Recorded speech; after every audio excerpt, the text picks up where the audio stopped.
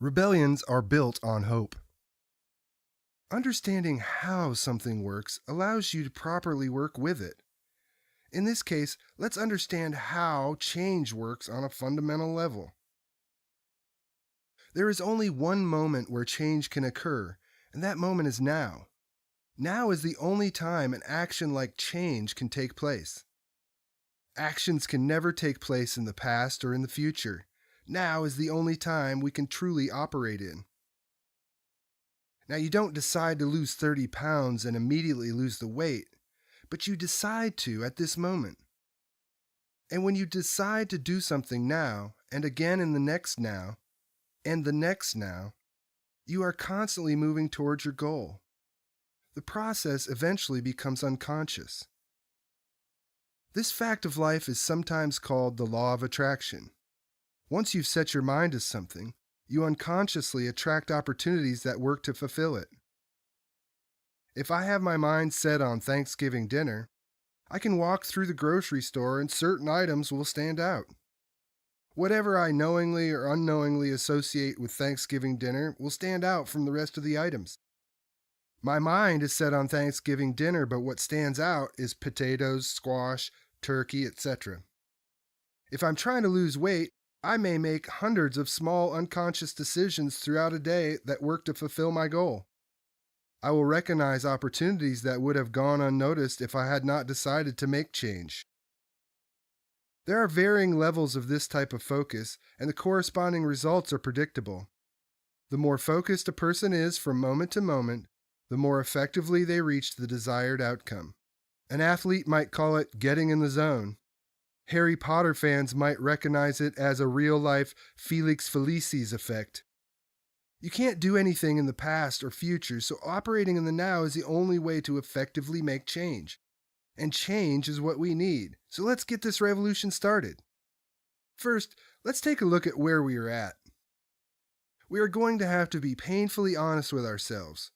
We are going to have to leave old assumptions behind. This may get uncomfortable, but revolutions are hard, so buckle up. Although it feels like things have gotten worse in the world, the reality is that many people have a higher standard of living than ever before. More folks have access to vast amounts of information, so there is real progress being made. There is a small group, however, that might disagree. We are going to call this group the faction. For those born into multi-generational power positions, the spread of democracy and systematic freedoms is an encroachment on their position. Their names and numbers change, but the system they use to maintain their power remains the same. Since the faction have been making the rules, the process has been slow for the rest of us, but we have been making progress. Voting is arguably the most power we each have, and nearly all men and women have secured the right to vote in the U.S. That wasn't always the case, and it was a hard fight. It is easy to imagine that the faction was not thrilled that more people would have voting rights. They fought against that progress, and we could assume that they might still work to maintain their positions of power today. Except we don't have to assume. The faction works to limit any erosion of their power in broad daylight. They work against equality, individual liberty, and justice. They use propaganda, psychological warfare, and intimidation to divide us. If the population was informed by facts and data, and then voted accordingly, it would be the end of the faction's power.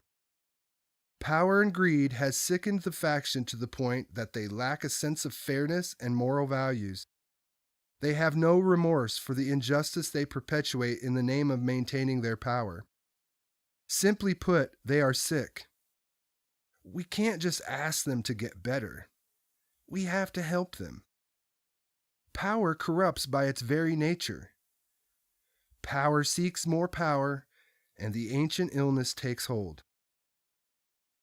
The only way for a society to reach the goal of liberty and justice for all is to divide the power evenly, each citizen holding a small bit within a system that prevents abuse and the concentration of power. The whole point of the first American Revolution was to wrestle the power from a central force, a king, and establish a system where the power is shared equally. This revolution will work towards that same end. There is no reason for bloodshed. This is a war of information. Using the Constitution as a shield and its promises as a sword, we will take a giant leap towards liberty and justice for all. Fortunately for us, we have some powerful tools to work with. The first tool is recognizing the fact that nothing is more certain to fail than success. Success is blinding. Success rarely allows for correction or adaptation.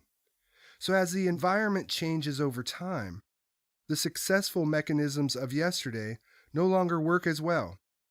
A reckless driver who successfully weaves through traffic at high rate of speed will become more and more emboldened until the crash.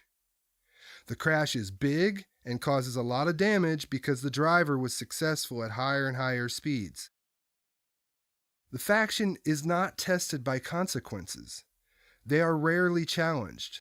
They are rigid, and their system will eventually crash.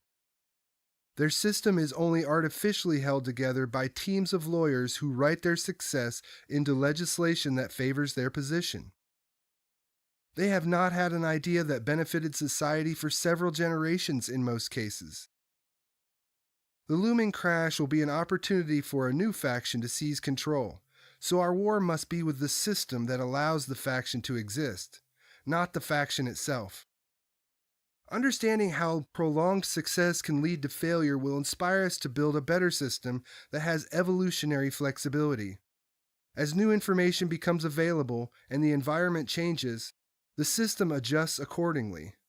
The new system must learn. The next tool we have is that our struggles have made us skilled warriors. Most of us have survived